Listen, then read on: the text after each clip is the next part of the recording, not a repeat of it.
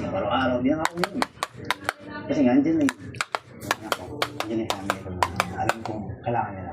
Sino yung nagbigay ng bagong motivation in life? Kaya mas lalo akong tumatulak dahil wala kami.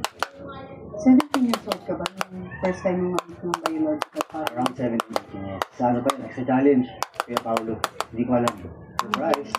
Surprise! Yes! Naka-blind ko doon. Hindi ko sumabit na lang din. Pagkatalag. So, ano eh, nung time yun, marunong pa ako ba pigil eh. Ako yun, parang nanginginig. Ano yung feeling sa loob? Nung nakita mo yung biological father mo, first time, tapos may mga camera. Hindi ba?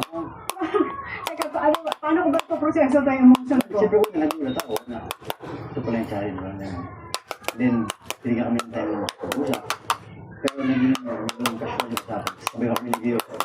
Nag-video, sige natin yun. Hindi ko ano, wala kami pinag-usapan like, kasi pinipod-din ko na eh sa City Jail. Sa pinakababa.